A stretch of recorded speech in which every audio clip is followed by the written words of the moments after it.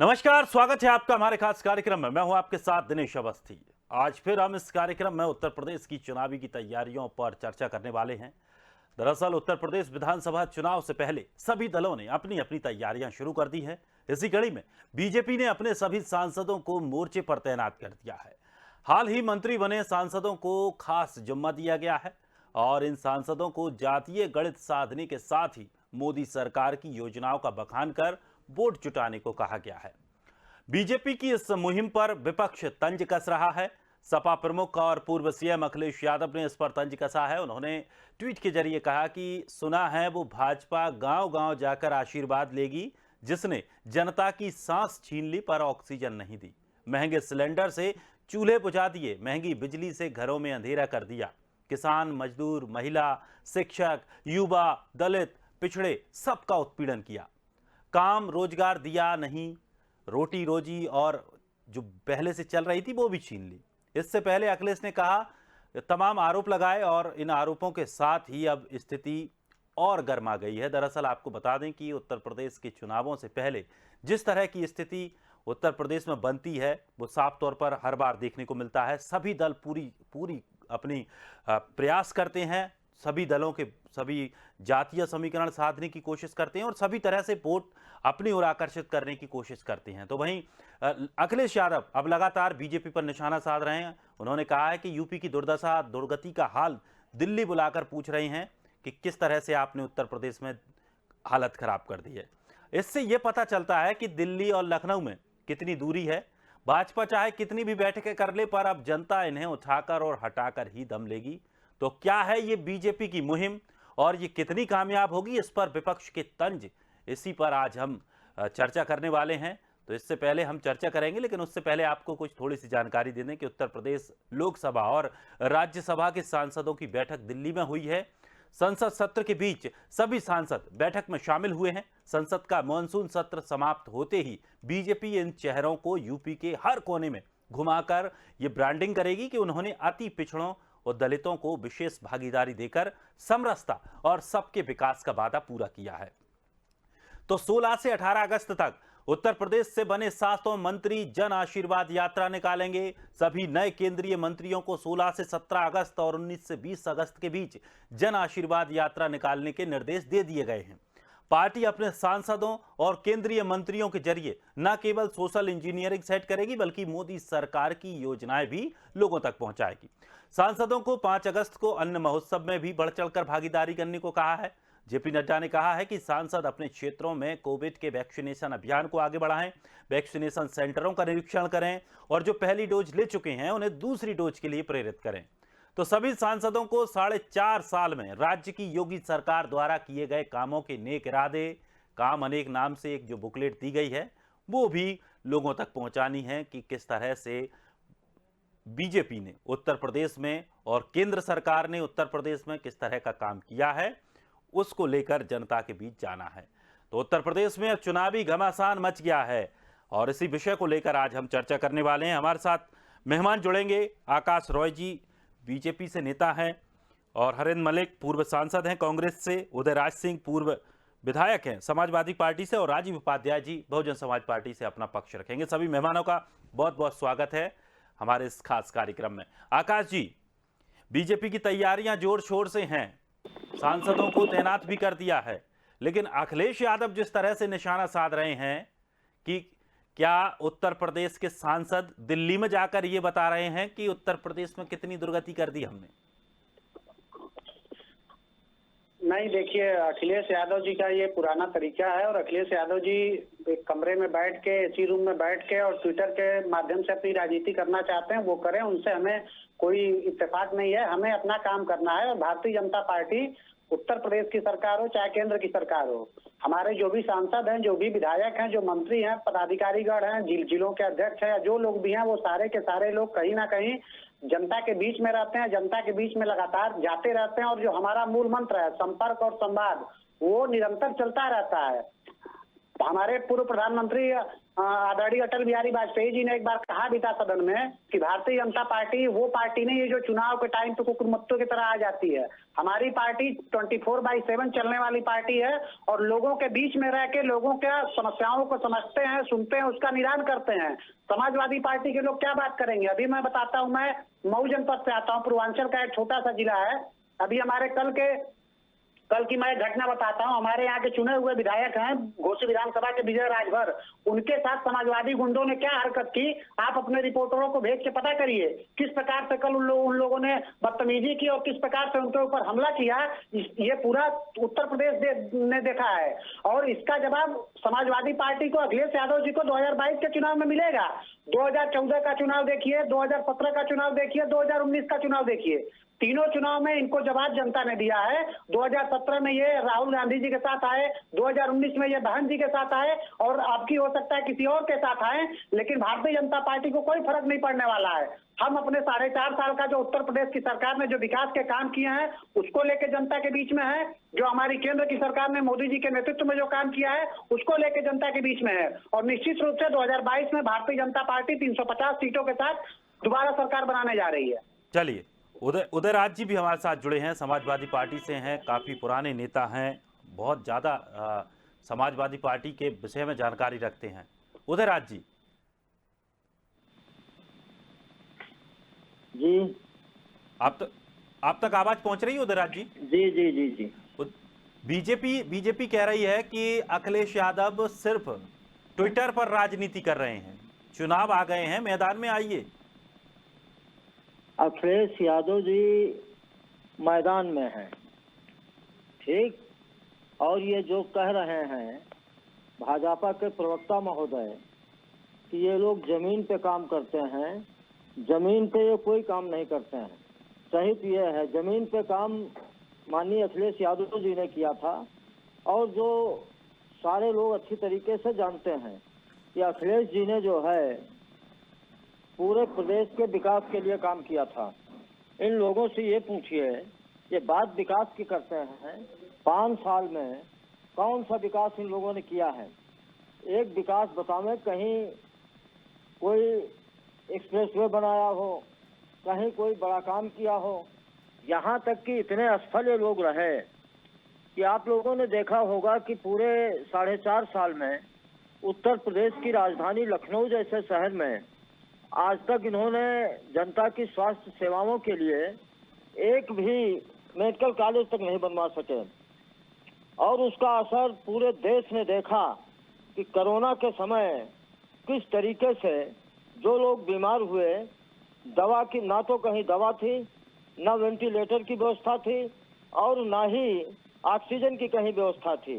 धरातल पर इन लोगों ने कोई काम नहीं किया है। धरातल का काम अगर किसी ने किया था तो सड़क पे उतर करके अखिलेश जी ने किया था। और उसका उदाहरण है कि 22 महीने के अंदर आगरा एक्सप्रेसवे जो 316 किलोमीटर जिसकी लंबाई है, 22 महीने के अंदर बनवाने का काम किया था। ये लोग तो इतने अक्षम हैं कि अखिलेश जी ने लखनऊ में कैंसर इंस्टीट्यूट का निर्माण कराया, आज तक उस हॉस्पिटल को ये चालू नहीं कर पाए हैं। तो ये क्या बात करेंगे? हाँ, इनके पास केवल एक मुद्दा रहता है, जब चुनाव आता है 4.5 साल ना तो इनको आतंकवादी दिखाई पड़ते हैं, ना ही इनको दूसरा कुछ दिखाई पड़ता है। जब भी कोई चुनाव आता है तब इनको केवल राम मंदिर, हिंदू मुस्लिम और आतंकवादी दिखाने का काम दिखा करके ये केवल हिंदुओं की भावनाओं को भड़का करके केवल वोट लेने का काम करते हैं।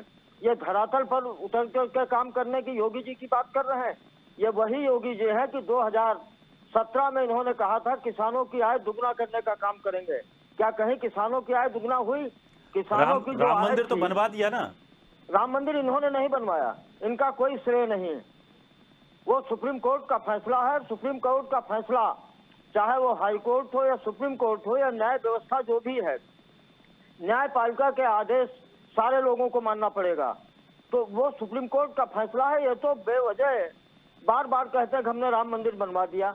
अगर इनको राम मंदिर बनवाने की इनकी मंशा होती तो 3-4 बार ये हिंदुस्तान की, दिल्ली की सरकार में रहे हैं, इस प्रदेश में भी चौथी बार सरकार में हैं।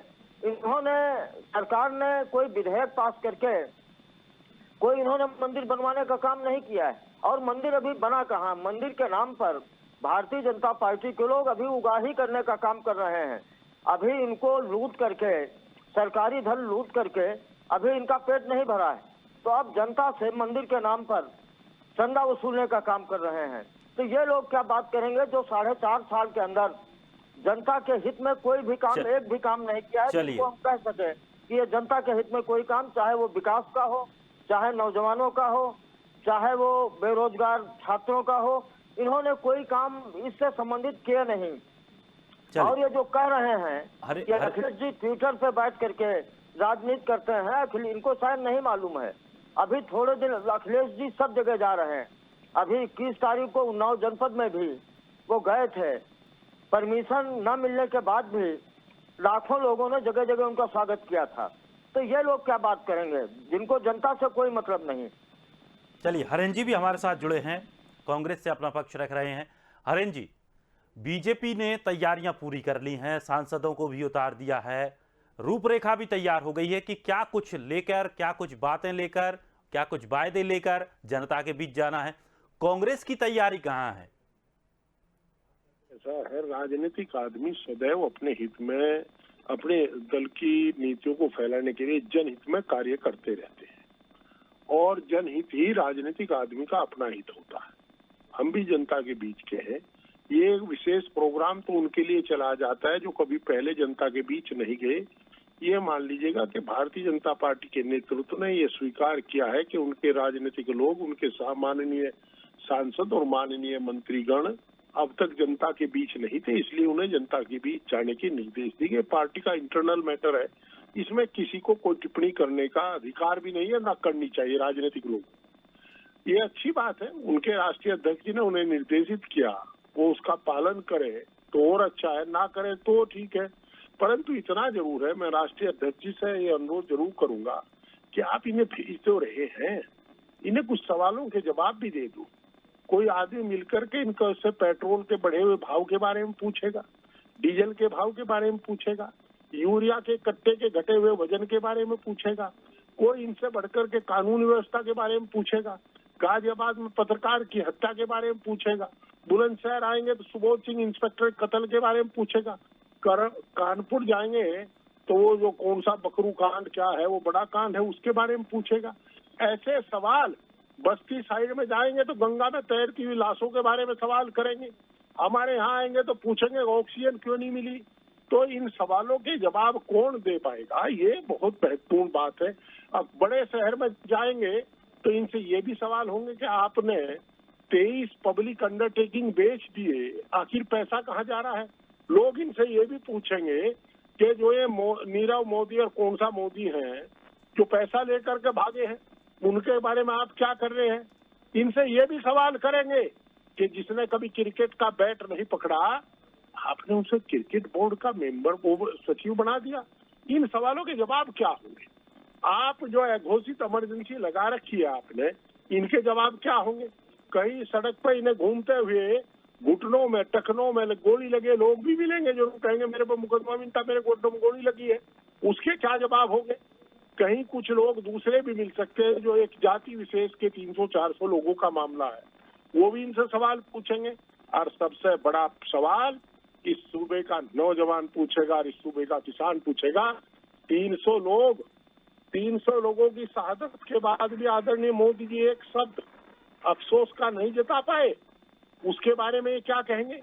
तो ये सारे सवालों की जवाब भी इन्हें साथ में लेके जाना होगा, और इनके बिना माननीय सांसद और माननीय मंत्रियों की स्थिति जो होगी, उससे भविष्य में हम लोगों को भी राजनीतिक स्तर गिरता नजर आएगा।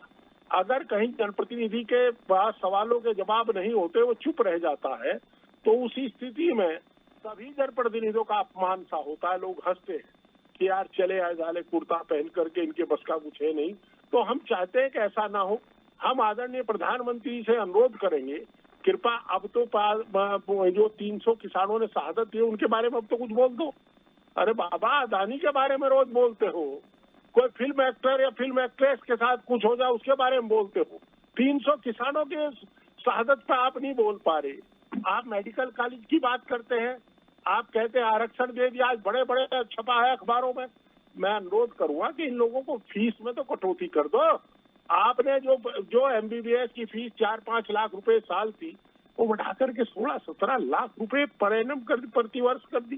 कहाँ पढ़ेंगे बच्चे? गरीब के बच्चे कैसे एमबीबीएस में पढ़ पाएंगे? इसकी बात देखो। ऑक्सीजन प्लांट लगाओ, आप जो वेंटिलेटर के बेड नहीं उपलब्ध करा सके उसे देखो। तीसरी लहर आ रही है। चुनाव छोड़ो, चुनाव तो दीदी ओ दीदी बंगाल में बहुत हो लिया।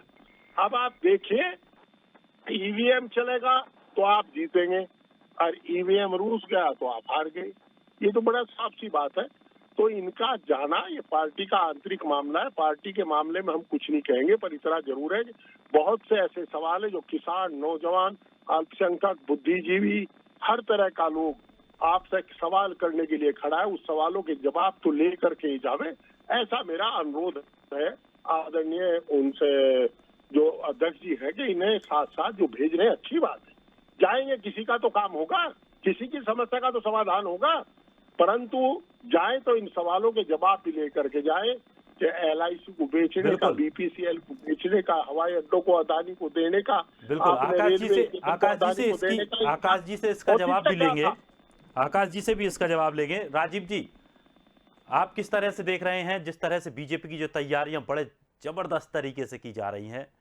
वो बीजेपी ने तो ये मान लो कि अपना काम शुरू कर दिया है, हालांकि और राजनीतिक जो दल हैं, सपा है, बसपा है, कांग्रेस है, इनकी इतनी अभी तैयारी मुझे नहीं लगता हुई है।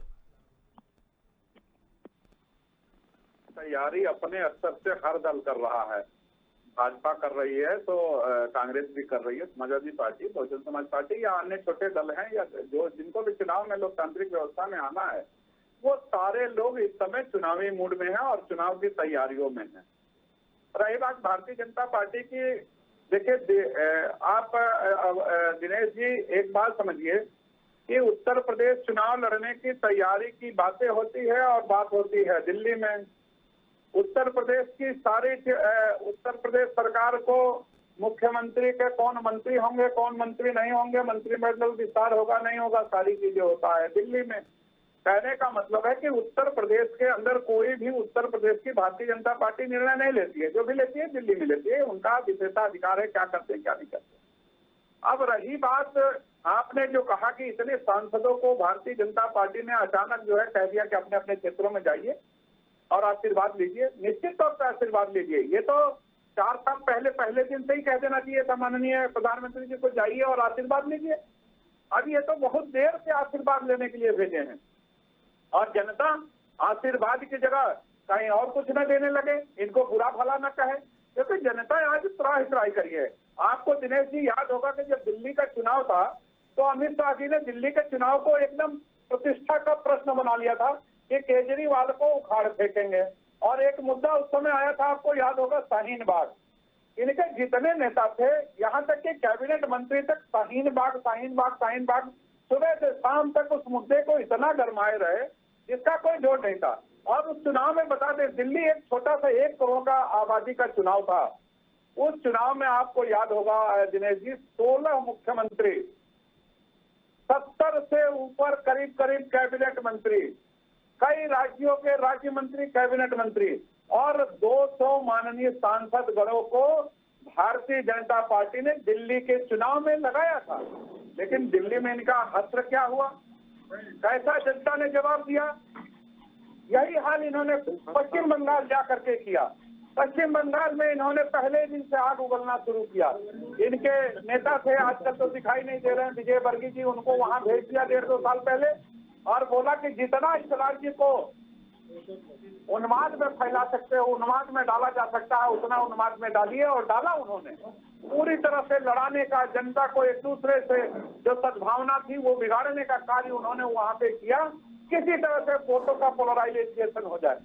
नतीजा क्या हुआ आपको मालूम है, पूरे देश की जनता को मालूम है।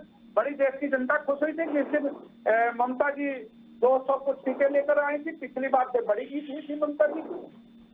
निश्चित तौर पे दिनेश जी एक चीज मान के चलिए, धरातल पे रहने वाले लोग नहीं है ये लोग, पैसे के बल पे चुनाव को अपनी तरफ मोड़ने वाले लोग हैं। अब आपको बताते कि आने वाले चुनाव में इन्होंने 100 हेलीकॉप्टर बुक किए हैं, 500 इनके रथ बनाए जा रहे हैं उत्तर प्रदेश के चुनाव के लिए। इस उत्तर प्रदेश की जनता को जानने का अधिकार है कि 100 हेलीकॉप्टर, एक हेलीकॉप्टर का खर्चा 10 से 11 लाख रुपया होता है पर डे का। ये 100 हेलीकॉप्टर जो लिए जा रहे हैं भारतीय जनता पार्टी चुनाव के लिए ले रही है, ये कहाँ से पैसा आ रहा है? 500 रथ बनवा रही है, ये कहाँ से पैसा आ रहा है? इन सारी चीजों का जवाब भारतीय जनता पार्टी से मांगेगी जनता। अभी हमारे माननीय सांसद जी, पूर्व सांसद जी कह रहे थे, मैं उनकी बातों को बड़ा सालिंदर सुनता हूँ, कई बार उनके साथ बैठ गया हूँ, बड़ी अच्छी बात कह रहे थे कि इन सांसदों से गांव में जाने के बाद जनता पूछेगी। अगर ये पश्चिम के सांसद होंगे और पश्चिमी उत्तर प्रदेश में जाएंगे जहाँ किसान आंदोलन मैक्सिमम रूप से उभरा है, वहाँ की जनता तो इनसे ठीक से पूछेगी कि क्या जरूरत पड़ी थी कि डीएपी का वजन कम कर दिए और रेट बढ़ा दिया। 50 किलो की बोरी को 45 किलो, 46 किलो, 44 किलो की बोरी आपने कर दी। यूरिया के साथ वही खिलवाड़ किया, डीजल के साथ तो जो कर दिया, दुगना ऐसा किसान हो गया कि आधे पे आके किसान उसकी लुंगी और धोती वो फटी जो बची रहती थी वो अब सर। एक बात बताइए दिनेश जी, भारत की जनता को क्या एकदम मूर्ख बना रखे हैं? आप तेल बेचवाते हैं, सरसों का 200 रुपए लीटर अडानी और अंबानी तेल बेच रहे हैं। ये जनता खाए तो खाए क्या? नमक आपने महंगा कर दिया, जो नमक और रोटी और प्याज खाती थी जनता, उसको भी आपने नहीं छोड़ा। केवल आपने अगर विकास किया तो 150 गुना हो और 200 गुना हो। 2 लोगों का पूरे भारत में विकास हुआ है और ये जनता के पान की दुकान तक पे चर्चा है, ये अडानी जी का और अंबानी जी का विकास। क्योंकि ये लोग क्या करते हैं, ये इनको 500 रथ देते हैं, ये इनको 200 हेलीकॉप्टर देते हैं, ये इनको टीवी में प्रचार प्रसार करने के लिए पैसा देते हैं।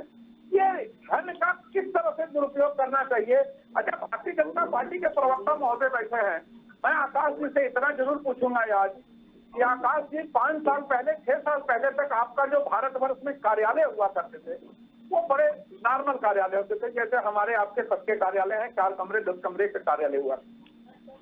कौन सा ऐसा पैसे का बाढ़ आ गया नोटबंदी के दौरान और नोटबंदी के बाद हुई कि आपके सारे कार्यालय 7 स्टार होटल बन गए? जिले जिले स्तर में आपने 2-2 कार्यालय के लिए निजी जमीन खरीद ली। कई जगहों पे तो ये शिकायतें आई कि आपने उत्तर प्रदेश के अंदर 1-2 जगह मोरंग मंडियां खाली कराई। मेरे यहाँ भी एक बड़ी मोरंग मंडी खाली हुई और मीडिया बंधुओं ने लिखा कि इस मोरंग मंडी पे एक सुपर हॉस्पिटल बनेगा, मेट्रो सेंटर बनेगा, जिसको जो है इस उत्तर और दक्षिण के लोगों को लाभ मिलेगा, 2-4 जनपदों के जो बुंदेलखंड के आसपास के जनपद के लोग। लेकिन थोड़े दिन बाद ही मुझे पता चला कि बुंदेलखंड का क्षेत्रीय कार्यालय के लिए कानपुर विकास प्राधिकरण ने उस जमीन को भारतीय जनता पार्टी के नाम से रजिस्ट्री कर दी। देखिए, है क्या दिनेश जी, इस चीज को जवाब तो देना पड़ेगा कि आपके पास कौन सी ऐसी बाढ़ आ गई? चलिए जवाब ले लीजिए, मतलब जवाब ले लीजिए। आपने इस समय पैसे का आकाश जी, दुरुपयोग किया। आकाश जी अब जवाब दीजिए। तमाम आरोप लगाए हैं, तमाम बातें जो कही हैं उनका जवाब दीजिए। दिनेश जी सुनिएगा, आप दिल्ली में इनको आप शांत कराएंगे तब मैं जवाब दूंगा। वाला कार्यालय बनाए हो, निश्चित तौर पे बनना चाहिए आपका कार्यालय, लेकिन ये सत्ता में अगर न होते और बना होता तो हम कहते कि भारतीय जनता पार्टी के कार्यकर्ताओं की गाढ़ी सदस्यता और गाढ़ी कमाई का पैसा है जो 5-5, 10-10 हजार, 2-2 हजार जुटा करके इन्होंने बनाया। लेकिन जैसे ही आपकी सरकार बनती है, जैसे ही नोटबंदी होती है, पूरे भारत के अंदर आपने हर जिला मुख्यालयों में जमीन रजिस्ट्री कराई भारतीय जनता पार्टी। चलिए राजीव जी जवाब ले लीजिए, जवाब ले लीजिए, जवाब सुन लीजिए। आप राम मंदिर पे जाएंगे तो वहाँ चंदा चोरी हो रहा है, लोग चलिए राजीव जी जवाब ले लीजिए। 2-2 मिनट के अंदर 2 करोड़ की रजिस्ट्रियाँ 8-8 करोड़ की हो जा रही है। 5 बजे अरे आप सुन लीजिए, 5 बज के 4 मिनट पे दूसरी रजिस्ट्री हो जा रही है। ये सारे सवाल जनता के जहन में है और समय आने पे माकूल जवाब देगी जनता। बहुत बहुत अच्छी बात है, जनता जवाब देगी, वो तो मैं भी कह रहा हूँ जनता जवाब देगी। आप इन तीनों लोगों की एक पीड़ा है कि सांसदों की मीटिंग क्यों हुई और सांसदों को ये क्यों कहा गया कि आप जनता के बीच में जाइए। ये इन लोगों की बातें हैं क्योंकि इन लोगों को पता चला। अब आप सुन लीजिए,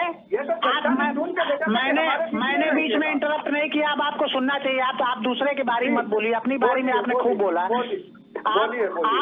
अब ये सांसदों की बात कर रहे थे। मैं जिस जिले से आता हूँ घोसी लोकसभा क्षेत्र पड़ता है, यहाँ पे इन्हीं के सांसद हैं अतुल राय जी। वो जब से चुनाव जीत के गए तब से वो जेल में बंद है।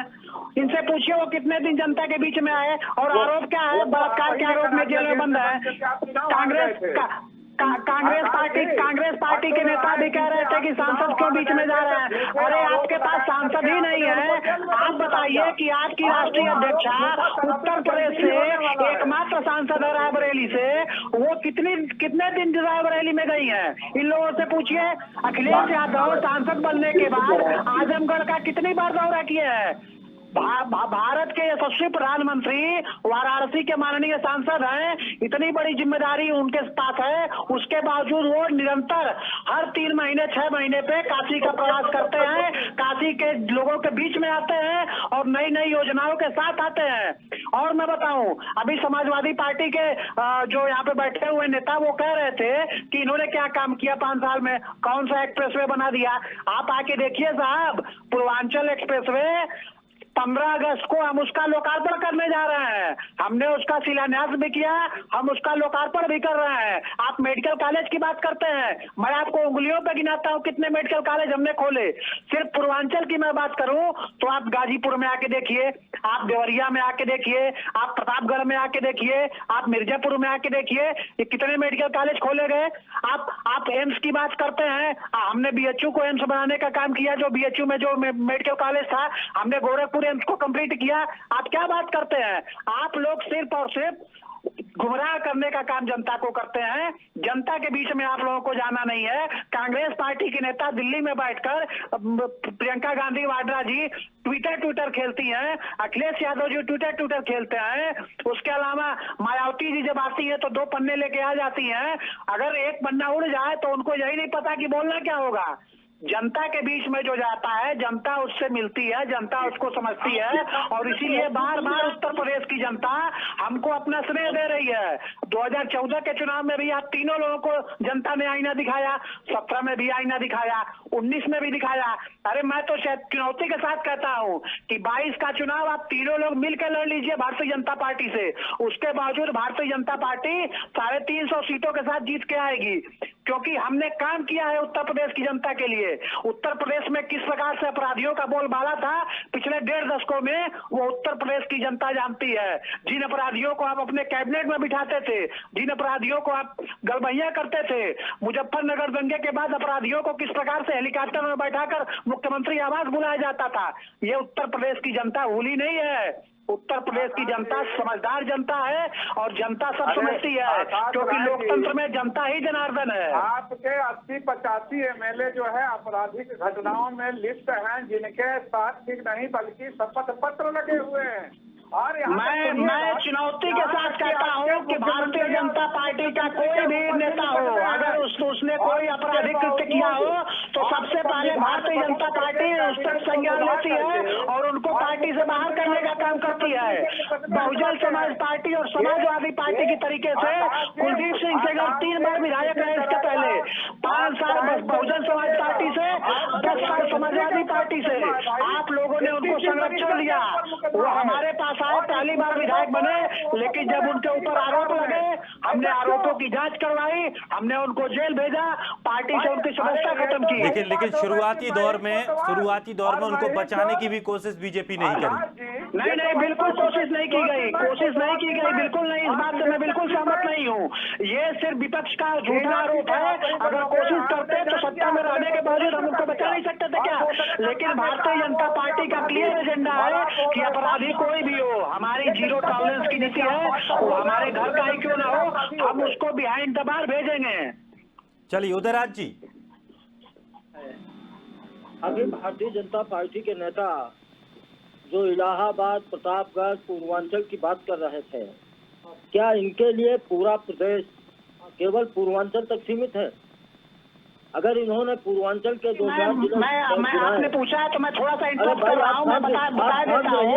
आपकी बात मैं सुन रहा था, थोड़ी देर शांत रहिए आप। मैं पूरी तरीके से शांत रहूंगा, लेकिन आपने पूछा इसलिए मैं कह रहा हूँ। अरे आप दूसरे भी सुनिए भाई। और पूर्वांचल एक्सप्रेसवे की जो आप बात कर रहे थे, वो स्वीकृत किया हुआ किसका है? क्या भारतीय जनता पार्टी का है? भारतीय जनता पार्टी का नहीं है। वो माननीय अखिलेश यादव जी ने पूर्वांचल एक्सप्रेस वे को स्वीकृत किया था।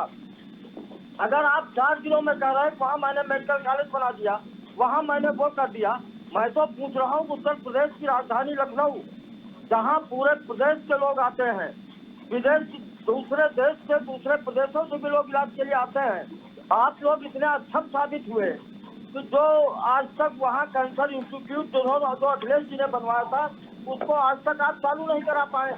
और दूसरी चीज, तो आप माफियाओं की बात कर रहे हैं, मैं एक सवाल पूछना चाहता हूँ। आप कह रहे हैं कि बहुत साफ सुथरे लोग भारतीय जनता पार्टी में हैं, भारतीय जनता पार्टी अगर उनका दल का कोई नेता किसी अपराध में पकड़ा जाता तो उसको बख्शती नहीं है। मैं एक चीज पूछता हूँ आपसे, आपकी सरकार के उप मुख्यमंत्री केशव प्रसाद वर्मा जी के ऊपर कितने मुकदमे, माननीय योगी साहब के ऊपर कितने मुकदमे, और ये कहाँ से अधिकार मिल गया कि कुर्सी में आने के बाद स्वयं आदमी अपने मुकदमे वापस ले ले। मैं आपसे एक सवाल कर रहा हूँ कि आप ले लीजिए लखनऊ, कानपुर, उन्नाव, आगरा, इटावा, नोएडा, वहाँ आपने कौन से विकास काम किए हैं? क्या कौन से इंस्टीट्यूट आपने वहाँ पर सरकारी हॉस्पिटल लोगों की व्यवस्था की है? आप विकास की बात करते हो, जनता निश्चित रूप से आपसे सवाल करेगी। आपने 2017 में एक नारा दिया था कि किसानों की आय दुगनी देंगे। आपके नेता जब अब गाँव में जाएंगे वोट मांगने के लिए, और एक दो जगह हो भी चुका है कि जब गांव में आपके एमएलए गए तो आपके एमएलए लोगों को आपको वहां जनता ने कुर्सी तक नहीं दी। जनता आपसे सवाल करेगी कि आपने जो किसानों की आय दुगनी करने का वादा किया था, दुगनी तो दूर रही, आपने आधी करने का काम किया है। उठा करके देखना 2017 में डीजल की कीमत क्या हुआ करती थी, पेट्रोल के दाम क्या हुआ करते थे। 2017 में पेट्रोल का दाम 70 रुपए लीटर हुआ करता था। आपने 4.5 साल के अंदर 1.5 गुना से ज्यादा आपने महंगाई बढ़ा दी। आपने नारा दिया था बेटी बचाओ बेटी पढ़ाओ। हमारे लोगों की माननीय अखिलेश जी भी सरकार में थे, 5 साल कहीं ऐसी कोई वारदात नहीं हुई होगी कि नाबालिग लड़कियों के साथ सामूहिक बलात्कार की घटनाएं हुई हो। जनता आपसे निश्चित रूप से पूछेगी, इस देश का नौजवान, इस प्रदेश का नौजवान पूछेगा कि भारतीय जनता पार्टी के प्रधानमंत्री जी, आपने 2014 में हम लोगों से वादा किया था कि हर वर्ष 2 करोड़ नौजवानों को रोजगार देने का काम करेंगे। आपने रोजगार दिया तो नहीं, बल्कि आपने रोजगार लेने का काम किया। आपने कहा था बेटी बचाओ बेटी पढ़ाओ, बेटियों को बचा तो नहीं पाए, शिक्षा के नाम पर आपने बेटियों के लिए कुछ भी नहीं किया है। तो आज आपको सोचना होगा, आप तो दूसरे के ऊपर उंगली उठाते हैं। आप लोग अपने गिरेबान को उठा करके देखें। अखिलेश यादव जी का अगर आप कार्यकाल 5 साल का उठा करके देखेंगे, हमने शिक्षा की तरफ बेटियों की शिक्षा को भी बढ़ाने का काम किया था, किसानों की आय को बढ़ाने का काम किया था, इस प्रदेश में बेरोजगारी को दूर करने का काम किया था। और इतना ही नहीं, इस प्रदेश को किस तरीके से हम सर्वांगीण विकास कर सकें, किस तरीके से लोगों को स्वास्थ्य सुविधाएं दे सकें, हम लोगों ने, हमारी सरकार ने इस पर काम किया था। आप लोगों के पास कुछ नहीं है, कोई काम आपने पूरे प्रदेश में 5 साल में नहीं किया है। आकाश जी, अब मैं मान सकता हूँ कि आपने पूर्वांचल में काम किया होगा, तो उसका कारण है पूर्वांचल से ही चुन करके इस देश के प्रधानमंत्री जी गए हैं, पूर्वांचल से ही इस प्रदेश के मुख्यमंत्री जी हैं, पूर्वांचल से ही आपके डिप्टी सीएम केशव प्रसाद वर्मा जी हैं। तो मैं मान सकता हूँ कि पूर्वांचल का विकास हुआ हो।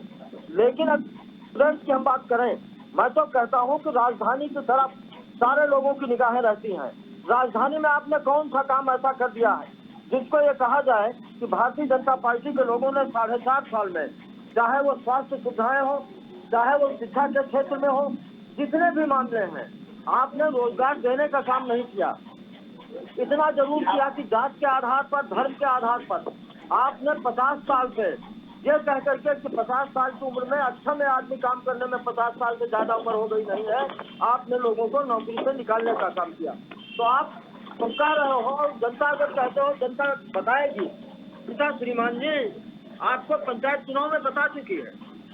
चलिए मैं जवाब दे दूं? जी बोलिए। ग्राम प्रधान मैं जवाब दे देता हूँ जी। जनता आपने अब सुन लीजिए भाई। दिनेश जी, इन लोगों ने अभी इन्होंने अखिलेश यादव जी की गिनाया कई काम कि इन्होंने ये कर दिया वो कर दिया। इन्होंने इतना काम किया कि उत्तर प्रदेश की जनता ने अरे आप सुनिए, शांत रहिए। उदयवीर जी अब सुन लीजिए।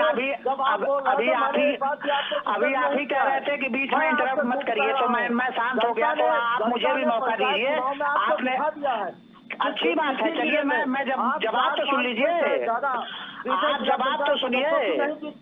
आपने लोकतंत्र का गला घोटा है। आप सीनियर व्यक्ति हैं, आप विधायक रहे हैं, जवाब सुन लीजिए। आप जवाब सुन लीजिए।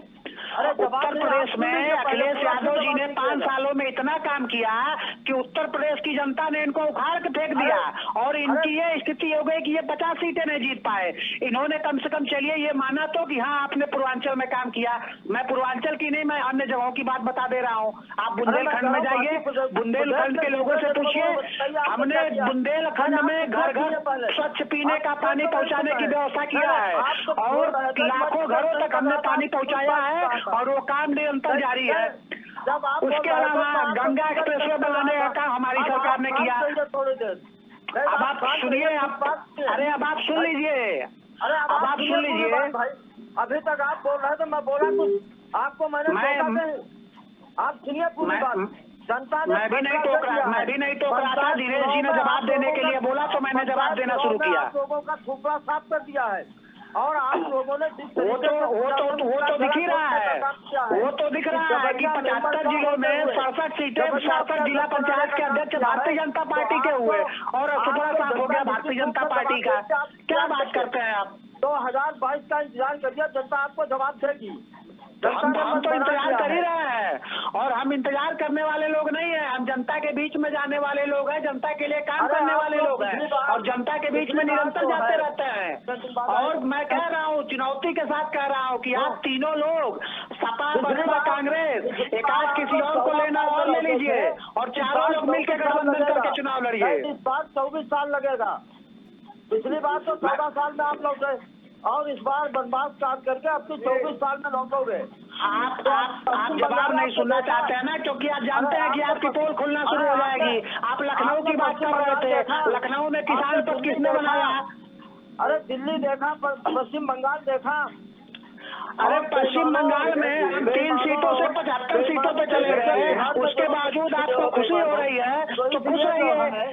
आप अगर इसी गफलत में आए कि पश्चिम बंगाल में हम हार गए, अरे 3 सीटों से 75 सीटों पे पहुंच गए हमने अपना जनाधार बढ़ा लिया। हरेन जी आप तक आवाज पहुंच रही है?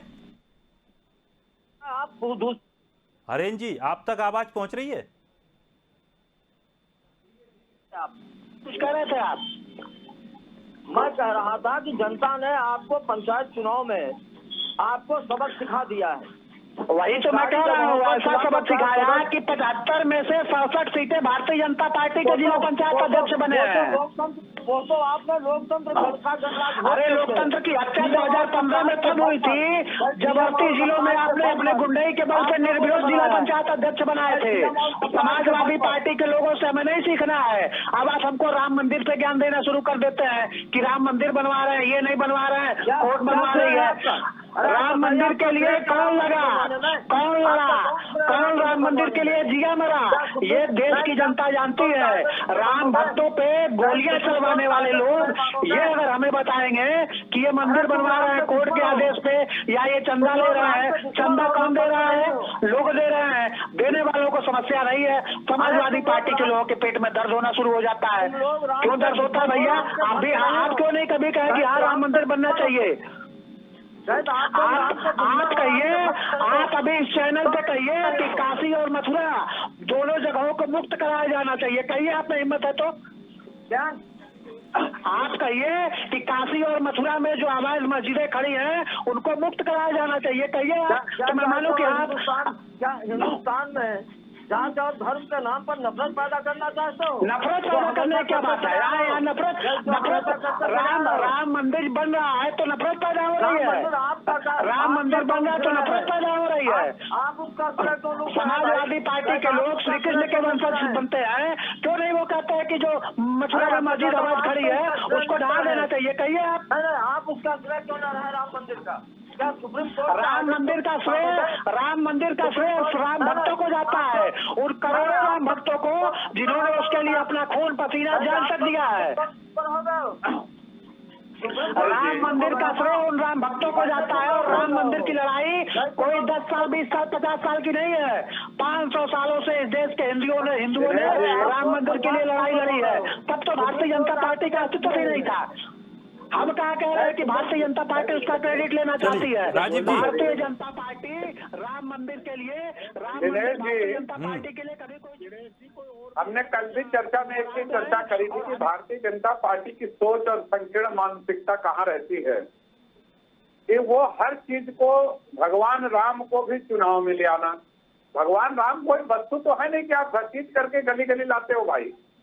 आप मंदिर बनवाइए, हम मंदिर बनवा रहे हैं, आप चंदा दे रहे हैं, इस देश की जनता चंदा दे रही है, करोड़ों चंदा दे करके। लेकिन क्या इस देश के अरे उसका हिसाब कहीं आकाश जी सुनिएगा, आकाश जी सुनिएगा, आप सुनते नहीं, आप लोग यही चीज है। एक चीज समझिए कि इस देश की करोड़ों जनता अगर 2-2 रुपए 4-4 रुपए विश्व हिंदू परिषद को दे करके अगर मंदिर बनवा रही है, और जिसके पास 2000 करोड़ है वो भी दे रहा है, कोई सोने का ईंटा भी दे रहा है, लेकिन कम से कम सुन लीजिएगा, इस देश की जनता को इतना अधिकार बनता है कि जो लोग मंदिर बनवा रहे हैं, अभी तो खैर नींव भी बनकर तैयार नहीं हुआ, लेकिन जो लोग बनवा रहे हैं और मंदिर क्षेत्र का जो क्षेत्रफल बढ़ाने की जो बात हो रही थी, उसमें जो जमीन की रजिस्ट्रियां हुई, क्या जनता को ये जानने का अधिकार नहीं था कि 2 करोड़ की रजिस्ट्री 8 करोड़ में कैसे हो जाती है, 10 करोड़ में कैसे परिवर्तित हो जाती है 1 करोड़ की रजिस्ट्री। देखिएगा, ये चीजें अगर आपसे पूछा जाता है तो आप कहते हैं राजीव उपाध्याय जो है राम भक्त नहीं है, राम विरोधी है। ये परिभाषा आप लोग बदलिए, क्योंकि आपको ये परिभाषा इसलिए भाता है कि आप चुनाव को इस परिभाषा से परिभाषित करते हैं। दूसरी चीज, वास्तविकता पे आवे। देखिए, धार्मिक बातें पे तो आप चाहते हैं कि हमको घसीट के लावे और राजीव उपाध्याय और माननीय उदयराज जी आवे और वो धार्मिक बातें करें, लेकिन हम लोग नहीं करेंगे, मुद्दे की बात करेंगे। आकाश ने पिछले 4.5 सालों में उत्तर प्रदेश का एसटी समाज और बैकवर्ड समाज आपसे जानना चाहता है कि क्या कोई विशेष भर्ती इन 4.5 सालों में आप ले आए जिसको कि बैकलॉग भर्ती कहते हैं, और हर विभाग से एक रिपोर्ट मंगाते हैं कि कौन से विभाग में, आरटीओ में, स्वास्थ्य में, सचिवालय में कहाँ कितना ओबीसी और बैकवर्ड की सीटें खाली है, वो चाहे चपरासी की हो, चाहे बापी, चाहे अफसर की। क्या उनको आपने भरने का काम किया? कोई बैकलॉग भर्ती निकली? जैसा कि मेरे को जानकारी में है कि आपकी सरकार ने पिछले 5 सालों में किसी दलित समाज और किसी ओबीसी समाज को कोई भी बैकलॉग के तहत एक भी नौकरी देने का कार्य नहीं किया है, केवल ठगने का और ठगने का काम किया है। ये बताएंगे आप? बताइए आप हमको जरा। मैं बता रहा हूँ दिनेश जी, मैं चाहता हूँ कि आप इस मुद्दे पे एक दिन डिबेट अलग से रख लीजिए, और मैं अभी आपको मोटा मोटी बता देता हूँ कि हमने पिछले 4.5 सालों में 4 लाख से अधिक नौकरियां देने का काम किया है, और इस पर आप एक दिन कायदे से डिबेट रखवाइए, मैं पूरा आंकड़ा लेके आऊंगा, एक आंकड़ा लेके आऊंगा। और अभी राजीव जी आप सुन लीजिए, राजीव जी अभी आप कह रहे थे कि आप लोग धार्मिक बात नहीं करते हैं। सुन लीजिए राजीव जी, अभी आप कह रहे थे कि आप लोग धार्मिक बात नहीं करते हैं, लेकिन आपकी राष्ट्रीय अध्यक्षा मायावती जी लोकसभा के चुनाव में मंच पे खड़े होकर कहती है कि मुसलमानों एक हो जाओ, भारतीय जनता पार्टी को हराना है तो मुसलमानों एक हो जाओ। ये क्या धार्मिक बात नहीं है? आप एक समुदाय को, भाजपा को हराने के लिए, एक होने के लिए आपकी राष्ट्रीय अध्यक्ष कह रही है, ये धार्मिक बात नहीं है। देखिए, अगर ऐसी चर्चा करनी है, आपको राम, मथुरा, वृंदावन यही चर्चा करना है, तो इसके लिए एक दिन समय निकाल दीजिए। डेली आप यही करेंगे तो हम लोग डेली थोड़ी ना फ्री बैठे हैं कि आप अगर झूठ बोलेंगे राजीव जी तो उसको बताना तो पड़ेगा ना। आपने कहा धार्मिक बात नहीं करते हैं, और आपकी राष्ट्रीय अध्यक्ष मंच से खड़े होकर अगर ऐसी बात करेंगी तो वो तो बताना पड़ेगा ना। और शहरों में गरीब को, चाहे वो गरीब स्वर्ण का हो, चाहे वो गरीब बैकवर्ड का हो, चाहे वो गरीब दलित समाज से हो, चाहे वो विकलांग हो, विधवा हो, उनके लिए हम लोगों ने माननीय कांशीराम योजना के तहत 2-4-10 हजार मकाने हर शहरों में उत्तर प्रदेश के 75 सालों में बनाया, जो मऊ में भी बना है और आपको दिख रहा होगा। क्या ऐसी योजना आप लोग कभी सोचे हो कि गरीबों को देना चाहिए?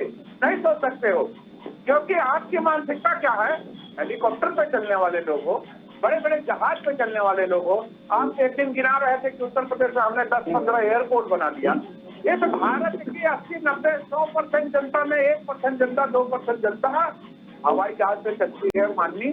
बाकी कितनी जनता है वो पदयात्रा करती है या रोडवेज की बसों से चलती है। तो इस वास्तविकता से आइए, आप हवाई जहाज न बनाइए, केवल एयरपोर्ट को इंटरनेशनल एयरपोर्ट बनाइए, लेकिन इस एक 10 एयरपोर्ट हर गांव में बना देने से ये जनता का भला नहीं होगा। आप वो जो 200 रुपए का सरसों का तेल बेच रहे हैं, उस सरसों को तेल को 100 रुपए में लाने का प्रयास करिए, तब आपको कहेंगे कि हाँ आप गरीबों के रहनुमा हैं। आप पेट्रोल जो 100 रुपए में 111 रुपए में बेच रहे हैं, उसको 70-80 रुपए में जितना खींच सकते हैं खींचने का प्रयास करिए। आप डीजल 100 रुपए में बेच रहे हैं, इसको लाने का प्रयास करिए, क्योंकि डीजल से आज महंगाई चरम सीमा पे है। ये पूरी जनता जान रही है, क्योंकि डीजल एक केवल डीजल गाड़ी में भरवाना है और पंपिंग सेट में भरवाना नहीं है। डीजल से सारी अर्थव्यवस्था ही डिपेंड है। तो डीजल पे भी आप लोग ऐसा कर लगा दिए हो, जो कि आप कहते थे आए थे योगी जी और मोदी जी की बहुत हुई महंगाई की मार, और अब की बार मोदी बिल्कुल सरकार। आकाश जी, महंगाई को लेकर तो जवाब आपको देना पड़ेगा, क्योंकि अगर आपके सांसद भी, मान लीजिए आपके सांसद भी अगर क्षेत्रों में जाते हैं, अपने अपने क्षेत्रों में जाएंगे, महंगाई का सवाल तो पूछा जाएगा। भाई आज तो 4 गुना महंगाई है। आज बच्चों को पढ़ाना मुश्किल हो गया है, क्योंकि बस वाला जो 2000 लेता था, अब आप ही के बच्चे से वो 4000 ले रहा होगा मऊ छोड़ने का। तो ये चीजें हैं, कहीं ना कहीं जनता के ऊपर इसका बहुत बड़ा असर पड़ रहा है, और यही चीजें जनता जो है आपसे पूछेगी। आपसे ये नहीं पूछने जा रही है कि 10 किलो आप गेहूं दे रहे हो, तो ठीक है गेहूं आज आप थोड़ी ना दिए हो। ये तो कांग्रेस 2014 में मनमोहन सिंह गए थे, खादी का अधिकार बना गए थे कि 80% जनता को खादी का अधिकार मिलना चाहिए। आपकी पार्टी हालांकि इसका विरोध भी करी, लेकिन प्रखर रूप से विरोध नहीं कर पाई थी। उसका कारण था कि जनता के बीच में जाना था, लेकिन विरोध आंतरिक रूप से विरोध करी थी कि 80% जनता को 3 लाख करोड़ रुपए का जो बोझ पड़ेगा, मनमोहन सिंह जी कहाँ से लाएंगे? ये वही धन है और ये वही पैसा है और ये वही गेहूं है जिसको आप खिला रहे हैं, कोई आप अपने घर से नहीं दे रहे। इसलिए भारतीय जनता पार्टी कहीं खरीद करके ले आकर के गरीबों को नहीं दे रही। ये जुटलाने बहलाने की बातें बंद करिए, वास्तविकता पे आइए, गरीबी कम करिए, महंगाई कम करिए, डीएपी यूरिया कम करिए, किसान की आय दुगुनी की जगह फटी हाल हो गई उसको कम करिए। ये सब चीजों पर चर्चा किया जाए तो बहुत अच्छी बात रहेगी। हम राम मंदिर पर चर्चा करते हैं, हम बाबरी मस्जिद पर चर्चा करते हैं, कोई कैसे सामना करेंगे? आपने सांसदों को आदेश दे दिया कि जाइए अपने अपने क्षेत्रों में जाइए, लेकिन अगर पब्लिक ने रोककर सवाल पूछ लिया कि भाई महंगाई का कैसे क्या कर रहे हो आप, उस पर क्या जवाब रहेगा? नहीं देखिए, अभी इसके पहले जो बोल रहे थे समाजवादी पार्टी के, वो बोल रहे थे कि जनता के बीच में जाएंगे और इनके विधायकों और सांसदों को कुर्सी नहीं मिलेगी। हमें कुर्सी नहीं चाहिए, हम जनता के सेवक हैं। जनता ने हमको मौका दिया है, हम जनता से कुर्सी लेने नहीं जाएंगे। हम उनके बीच में जाएंगे, उनकी बातों को सुनेंगे और उनकी जो भी समस्याएं होंगी उसका समाधान करेंगे, उनके हर एक बात का जवाब देंगे, क्योंकि जब उन्होंने हमें सत्ता सौंपी है तो जवाबदेही भी हमारी है। वो कोई मुद्दा हो, जनता लोकतंत्र में जनार्दन होती है और उनका जवाब देना, उनका ये जवाब लेना अधिकार है। और निश्चित रूप से भारतीय जनता पार्टी के चाहे सांसद हो, चाहे विधायक हो, चाहे हमारा बूथ का अध्यक्ष हो, चाहे जिले का अध्यक्ष हो, चाहे बड़ा से बड़ा नेता हो, सब लोग जनता के बीच में जाएंगे और जनता की समस्याओं को सुनेंगे और उनके हर एक सवाल का जवाब देंगे और माकूल जवाब दिया जाएगा। आकाश जी, आप लोग हमारे नेता पे आरोप लगाते हैं कि बहन जी बहुत पैसा लेती है, बहुत पैसा लेती है, टिकट देती है। अरे आरोप ये जनता आरोप लगाती है राजीव जी, ये आरोप मैं नहीं लगाता हूँ, ये जनता आरोप लगाती है। और टिकट बंटवारे में किस प्रकार से पैसा लिया जाता है ये लोग जानते हैं उत्तर प्रदेश के। पूरी बात तो सुनिए, आप हमारे ऊपर आरोप लगाते हैं। मैं कहता हूँ कि मैं भारतीय बहुजन समाज पार्टी का एक छोटा सा कार्यकर्ता हूँ और मैं 5 रुपए का चंदा देता हूँ बहुजन समाज पार्टी को, अपने नेता को बड़े गर्व से कि 5 रुपया लीजिए और इससे आप हेलीकॉप्टर का तेल भरवाइए या कार में तेल भरवाइए और अपने चुनावी मोड में चलिए। क्या भारतीय जनता पार्टी ये बताने का प्रयास करती है कि 100 हेलीकॉप्टर का पैसा कौन देता है? माननीय आकाश राय जी देते हैं या अदानी और अंबानी देते हैं? 500 रथ जो बन के खड़े हैं आपके, उस रथ का पैसा कौन देता है? क्या भारतीय जनता पार्टी इस जनता को बताएगी कि ये गाड़ी कमाई और महंगाई क्यों है? महंगाई और गाड़ी कमाई इसी कारण से महंगाई है, क्योंकि आप जनता की गाड़ी कमाई से 500 रथ बनवा रहे हैं पूरे हिंदुस्तान में घुमाने के लिए। आप जवाब ले लीजिए, आपने सवाल पूछा तो जवाब सुनिए। भारतीय जनता पार्टी पूरे विश्व की सबसे बड़ी लोकतांत्रिक पार्टी है। 11 करोड़ से ज्यादा हमारे सदस्य हैं। सोच लीजिए कि 11 करोड़ लोग अगर छोटी छोटी रकमें, कोई 50, कोई 100, कोई 1000, कोई 5000, कोई 10,000 अगर देना शुरू कर दे तो कितना रकम होगा? और हमारे पास गरीब लोग भी हैं और अमीर से अमीर लोग भी हैं। जनता को आरटीआई में लाइए। आप सारे तंत्र चाह रहे थे कि चंदा को आरटीआई में लाइए, जिससे हम सब लोग पूछ रहे हैं कि कहाँ से चंदा आ रहा है। आपके पास उत्तर प्रदेश से 10 सांसद है ना, सदन चल रही है ना, सदन में क्यों नहीं ये सवाल उठाते हैं? आकाश जी, जब हम सब लोग चाह रहे थे, आप भी चाहते हो कि पारदर्शी रहे पूरी सरकार, और निश्चित रूप से आरटीआई के अंदर आना चाहिए, तो आपके दल को चाहिए था कि आज आपका दल बहुत सत्तावान है और सत्ता के मामले में बहुत बड़ा दल है, इसमें कोई छोटी बात नहीं है।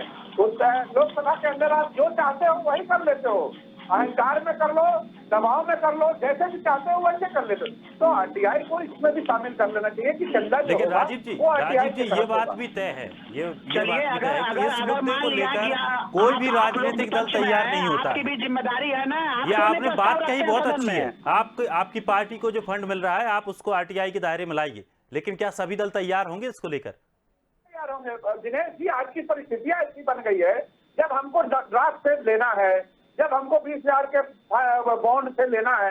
देखिए, ये लोग बड़े बड़े व्यापारियों के दल हैं, व्यापारियों से जुड़े हुए लोग हैं, इनको मालूम है कि कैसे कहां से पैसा लिया जाता है, कैसे फंड बनता है। ये हमारे नेता जो है गरीब तबके के नेता हैं, गांव गरीब से आते हैं विधायक, इनके विधायक बड़े बड़े आलिशान कोठियों में रहते हैं। हमारे विधायक वो मड़ई में एक भूराराम रहता था, वही विधायक आपके अभी थोड़े दिन पहले उनका देहांत हो गया। नहीं तो इनकी तो मऊ के आती हैं, देखते होंगे कि वो किस तरह से रहते थे, एक मड़ैया लगी थी।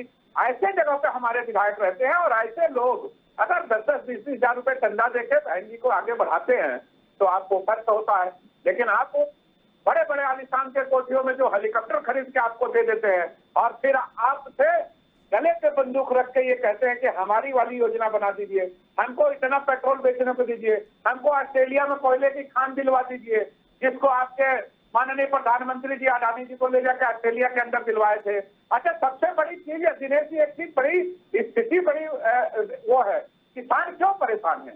किसान ये कह रहा है कि किसान का नियम आपने बनाया, वो बाद में बनाया, और वेयर हाउस जिसमें किसानों की अनाज रखना था, वो आप 4-5 साल से पहले से ही कह दिए थे इन अडानी और अंबानियों को कोई हरियाणा और पंजाब और दिल्ली के आसपास बना लो, और इनको जगह भी आप दे दिए थे।